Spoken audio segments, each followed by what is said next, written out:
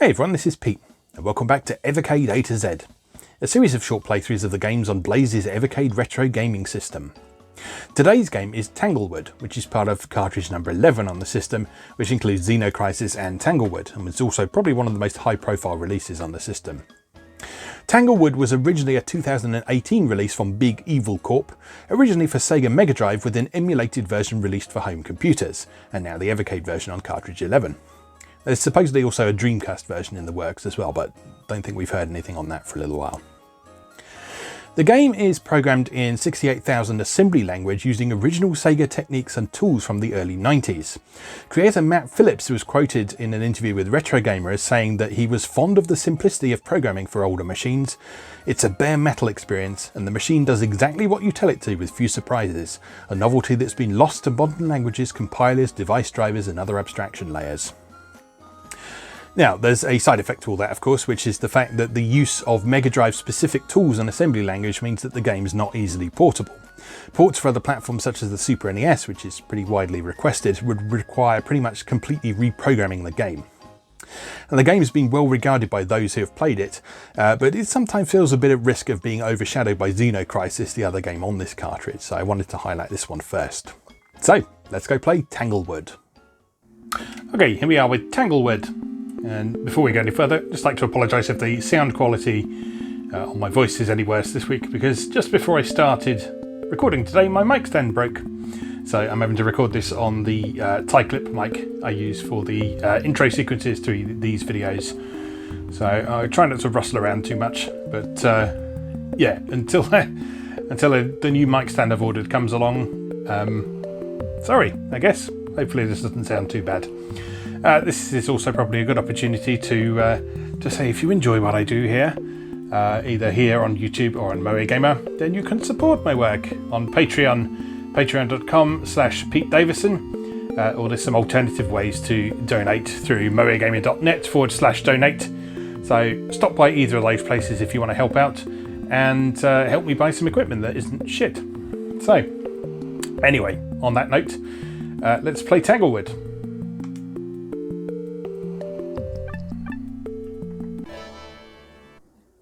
So this is a rather charming puzzle platformer in which you play the role of this fox called Nim.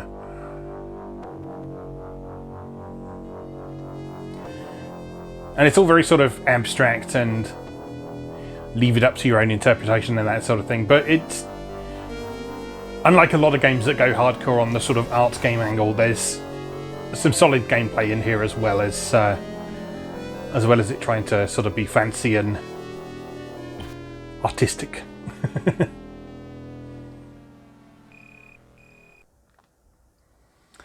Yeah, we wake up as Nim after a strange darkness descending on the forest.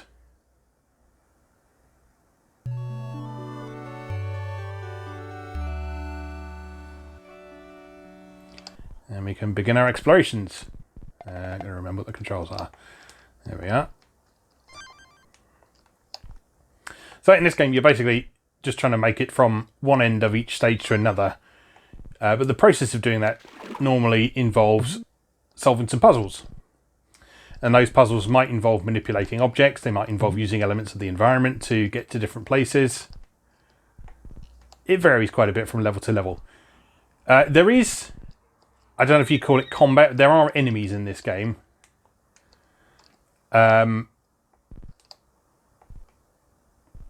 But it's not a combat-centric game by any means.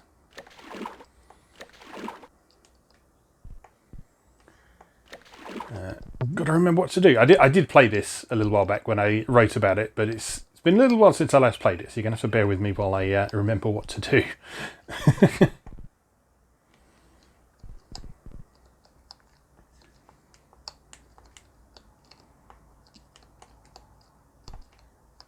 Ah, that's it. You jump in there to use those. That's it. That's what I couldn't remember. And that shoots you out up top.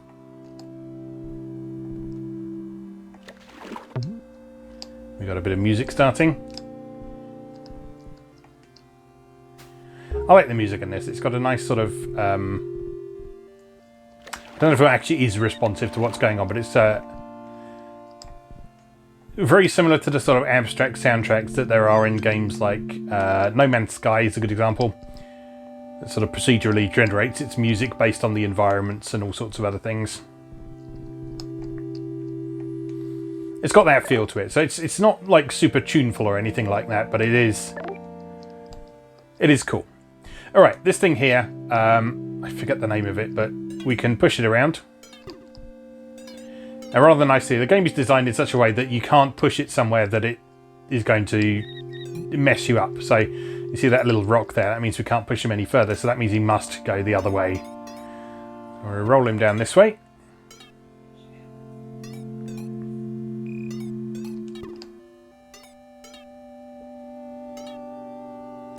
And into his nest.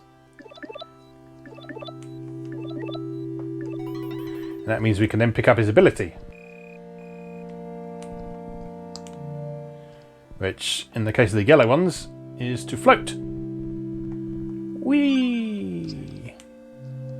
And that lasts for a limited period of time. I think there's 3 different types of those altogether.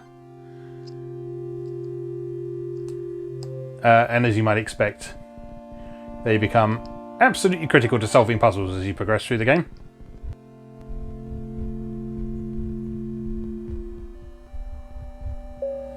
Now there's a checkpoint. So if you do end up coming a cropper on an enemy, that's where you'll restart from.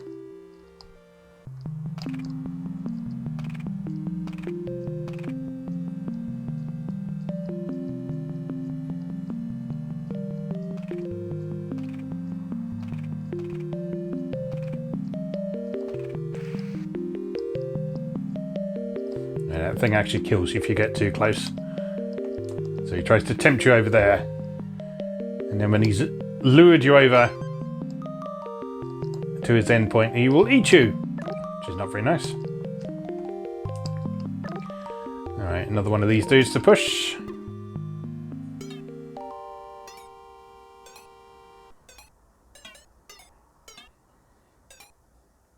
So this is the basic structure of this game. This is how it works. You find the things.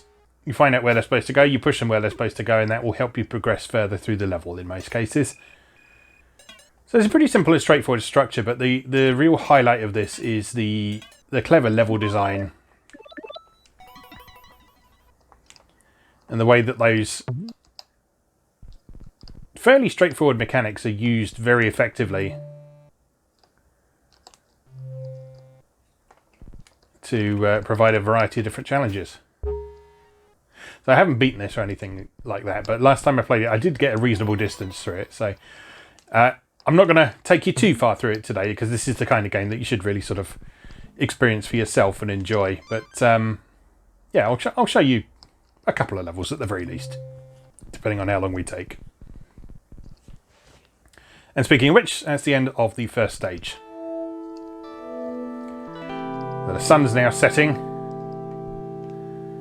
Things are starting to get a little bit more dangerous, as evidenced by the slightly creepy tone to the music and the unsettling colour tones in the background.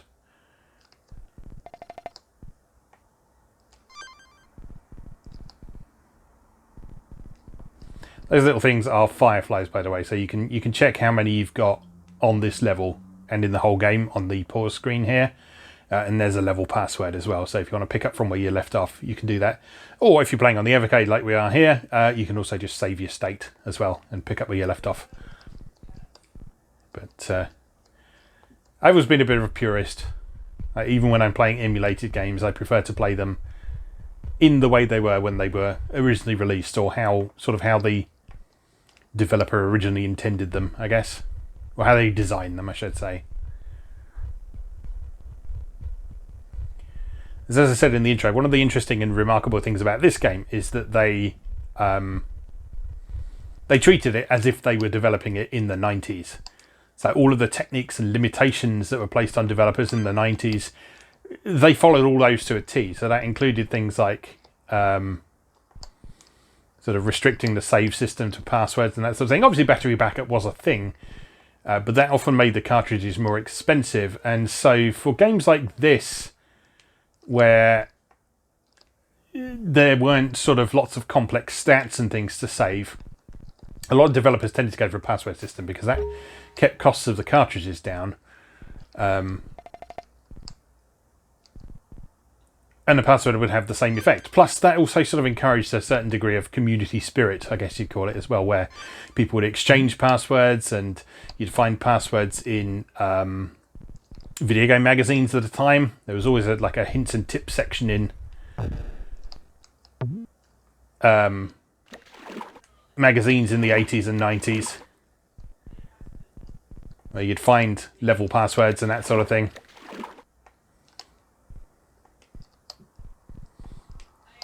And yeah, aside from certain aspects of the presentation, like the soundtrack, this feels very authentically 90s. Like I said, the soundtrack sounds distinctly more modern than I would expect from a 1990s Mega Drive game,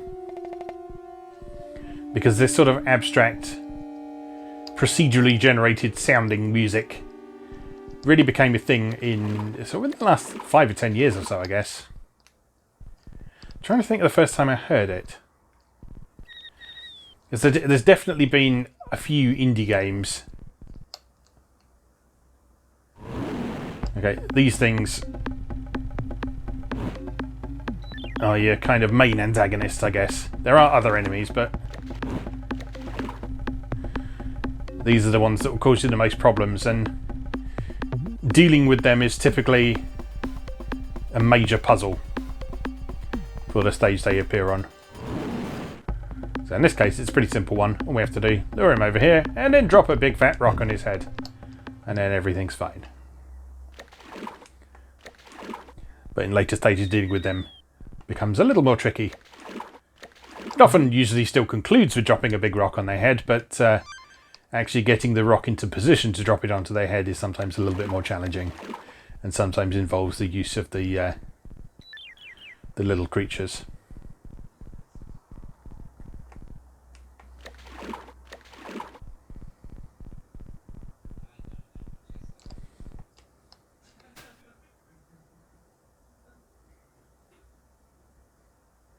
That's not what I wanted. Is it? No. Yeah, okay.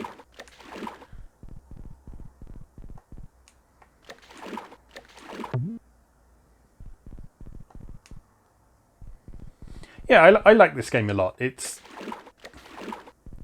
the kind of game that I'm not sure everyone will like, because not everyone is into the sort of chilled out puzzle platformer thing, but I appreciate the fact that it's doing the puzzle platformer thing. Can't speak. It's doing the puzzle platformer thing without falling into the trap of feeling like it needs to also be monstrously difficult and killing the player at every opportunity as well, because I've never been a huge fan of that. I don't find that very fun. The games like Limbo and stuff I've never been a big fan of, just because I just don't enjoy the repeated failure aspect of it. I'm more open to that side of things than I used to be. Like I've been, you may recall, on Short Play a little while ago. I played some Demon's Souls for you, the original PS3 version. And I've developed quite a taste for that, but when it comes to sort of games like this, I'm not a huge fan of constantly failing, messing up, having to do the same thing over and over again, when all you're trying to do is solve a puzzle. If it's combat based, sure. But if it's puzzle solving, I don't really like it if it kills you off for the wrong solution to the puzzle, as it were. Right, this is what we need that hole for. So we pop him down there, and then we follow after him. And we go wee up here, push him down into his nest. And then once again, we get floaty floaty power, which I failed to take full advantage of.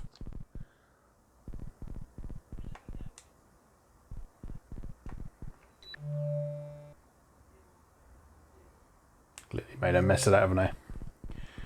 Let's try again.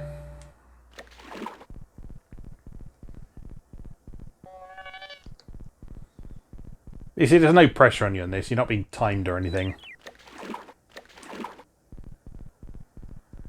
So you can just take your time and explore the environments and enjoy the level design and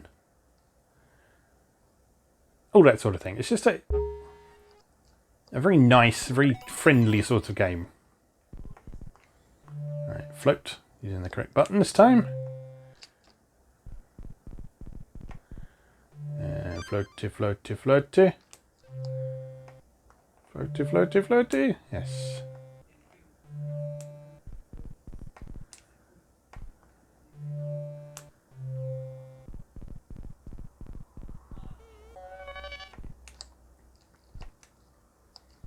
Right, what's happening here?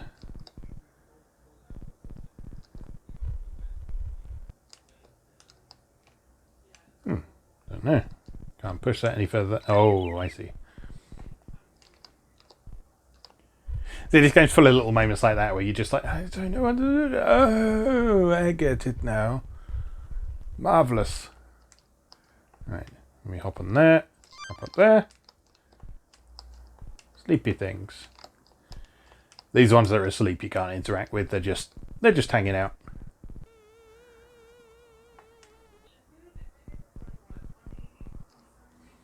And onwards to the next stage. So if you're wondering about the environments, every few levels this game does shake up the environments a bit, so you're not stuck in this sort of purple forest for the entire game, even though this is sort of the most iconic environment in the game, I guess. So most of the promotional shots focus on this particular part of the game design, but as you progress, oops, you'll come across some other environments as well. We'll see if we can get up to the first environment change on this one. We'll call that a milestone. You see, there's no real punishment for death. You just go back to your previous checkpoint, so you don't lose anything. You don't drop any of the fireflies you found.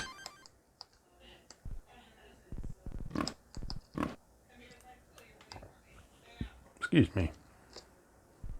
Oh no! Walked right into him. Camouflaged.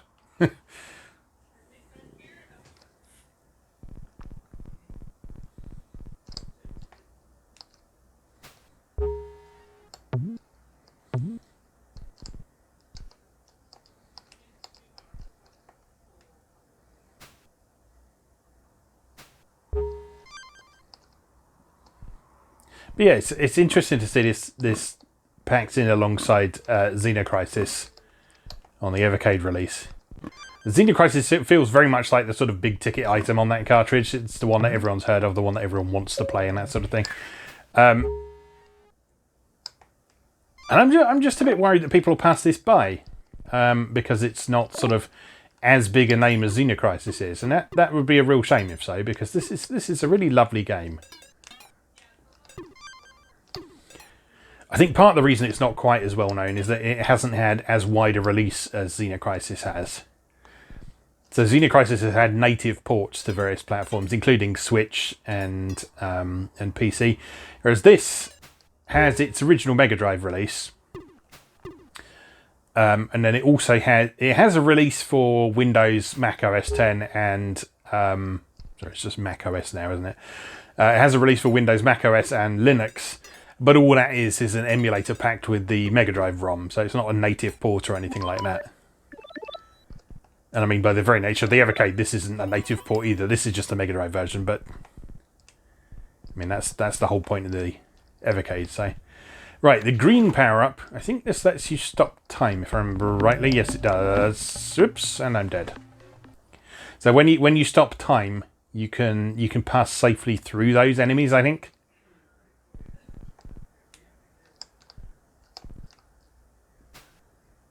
Let's find out.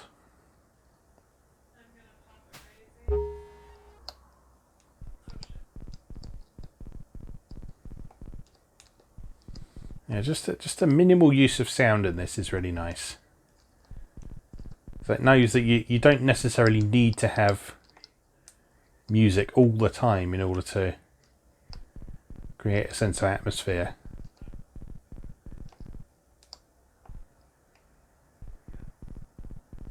Oh, what am I doing?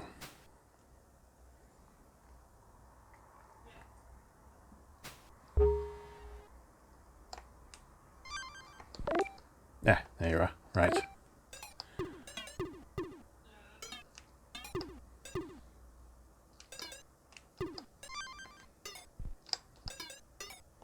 I said before that you don't lose the fireflies that you collected when you die and have to restart at the checkpoint. Obviously, the ones between the checkpoint and where you died, you have to pick up again, but you don't lose any of the ones that you previously picked up, is what I mean. So if you check the status screen on the pause screen, you can see you've still got all of the ones that you've already found, both on this stage and in the game as a whole.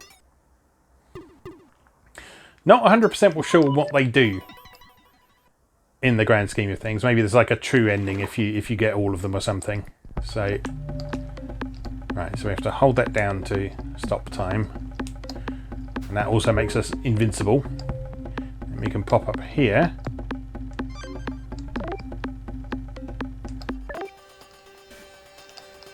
Give this guy a shove.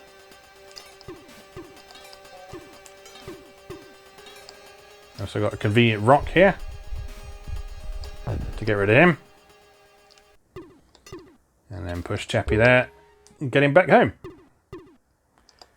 Which will then provide us with enough glide power to get out of the level, I believe. Now jump, glide, whee!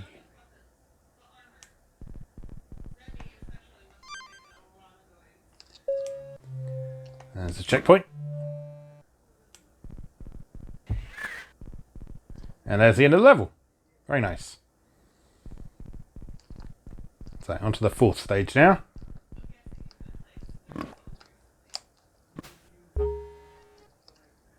I forget how many stages there are on the environment, whether it's 4 or 5.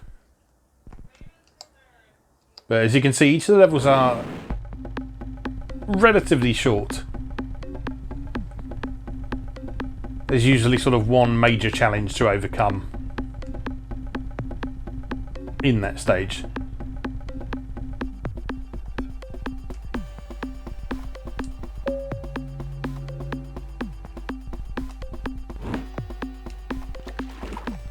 Oh, I messed that up.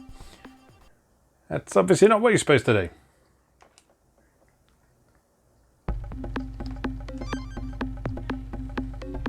Right, so what do we do? Go up here. Yes. Blue one, what does that do? I forget, but let's find out together. Oh, I do remember what this one does. This one's cool. They're all cool, to be fair. Stopping time is pretty awesome. But yeah, with this one, what you can do is it makes this guy safe, and then you can ride him like a beast.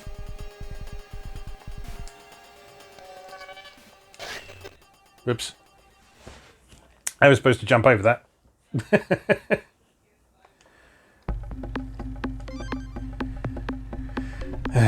Too busy getting excited about riding him like a beast.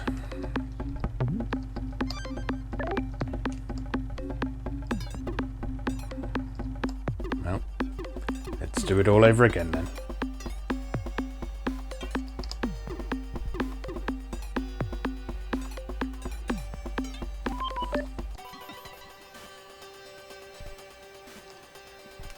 Yeah, that music is responsive, isn't it? That's cool. Always liked sort of responsive, intelligent music, as they used to call it.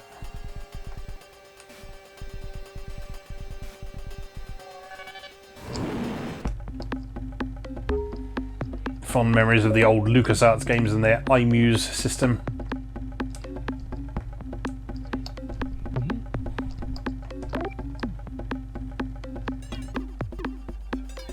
I'm still impressed anytime a game incorporates that sort of responsive music into how it does things.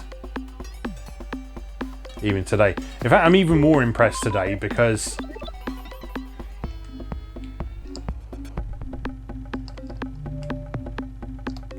very often it's being done with pre-recorded music. You know, push that down there. No.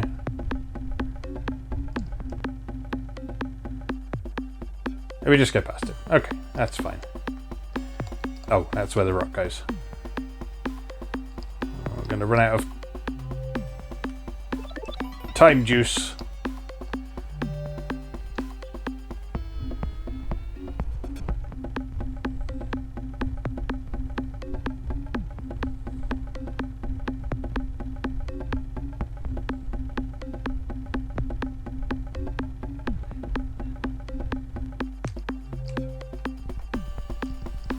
Alright, we're all good. And then if we want to, we can just kill him as well.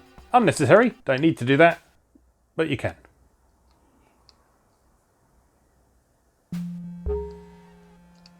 More sleeping fuzzies.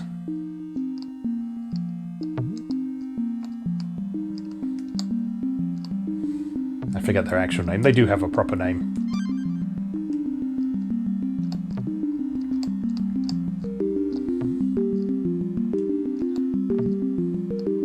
Oops.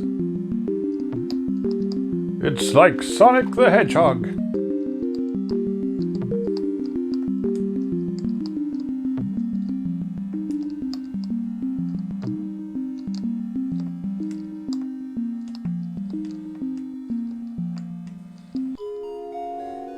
That's the end of the world, basically. End of the world. You know what I mean. The end of this set of levels. There we are. So we missed at least one firefly on every level. Good job, me.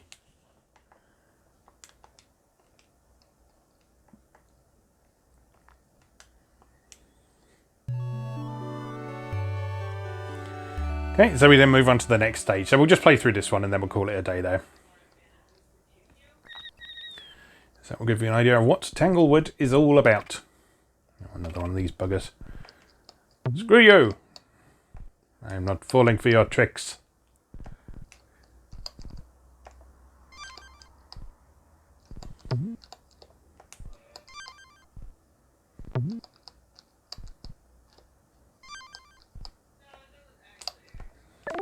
Spikey spikes.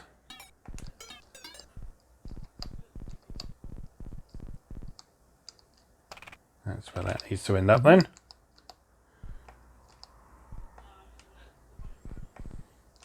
See, just lovely, blissful peace and quiet.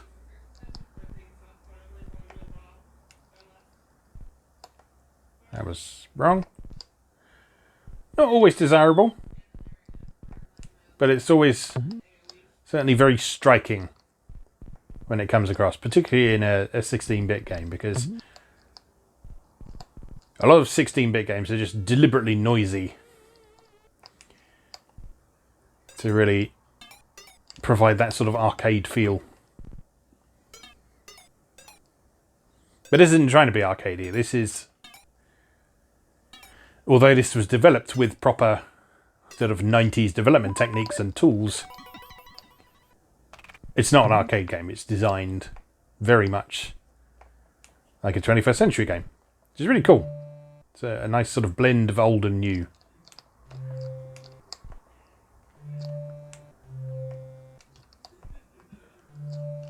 I think I've done that wrong, haven't I? Good. Let's try it again. Give me more floaty juice. Jump, float. No, I probably want to be up there, don't I?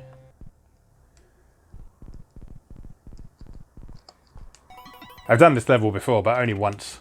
So my memory of the solution is hazy. That's what we want. Let me continue this way and float over here. That's better. Now when you're floaty, you can jump into those wind blasts and float through them. But if you are not floaty, you cannot.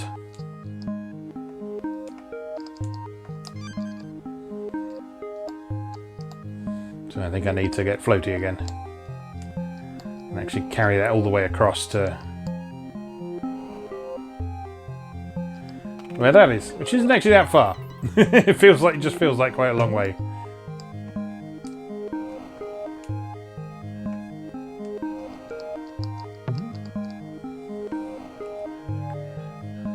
to float on those branches at all.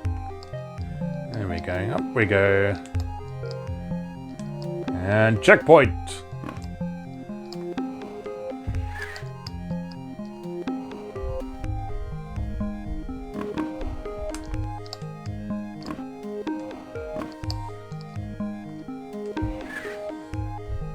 Yeah, you can stun the dumb pig thing for a minute or two by just making him run headfirst into a wall like that.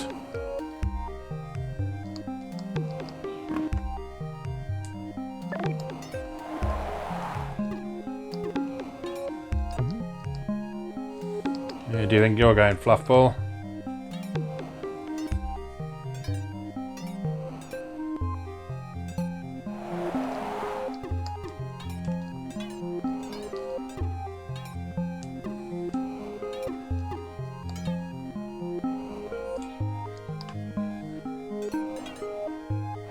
Oops. Go on, get through. There you go. No!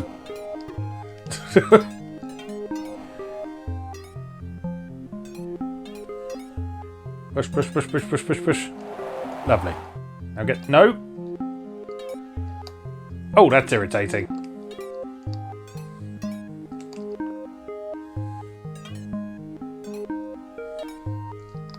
Right, wait, there. Wait, wait. No, that's rolling away.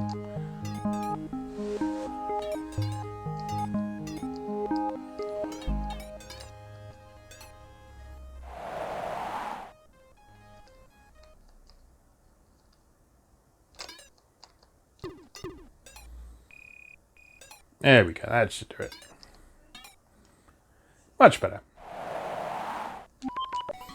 Alright, then we can get floaty float power.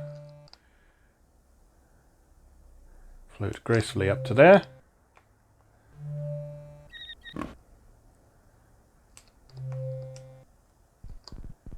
Narrowly avoid death.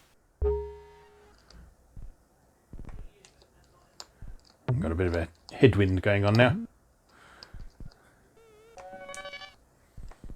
Whoops. Oh dear.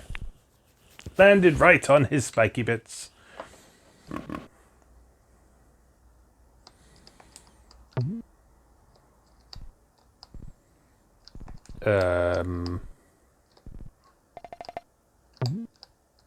Completely forgot where I was. Oh, right. Right, you. Come here. Get over here.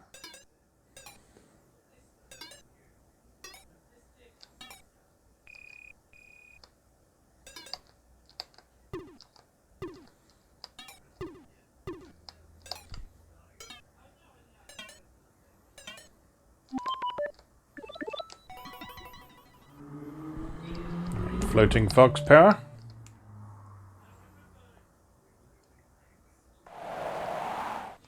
Whee! Oh! Puh!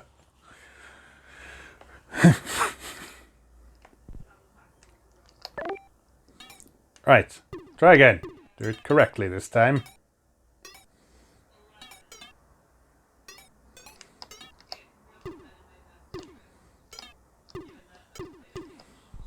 See, a little bit of frustration like that when you know you're the one who's done something wrong there. That's fine.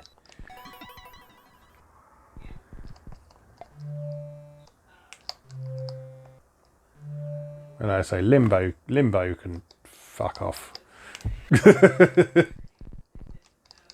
Never did get the appeal of that game. I mean, it's beautiful. Don't get me wrong. I don't like it. Oh, piss. Done it again.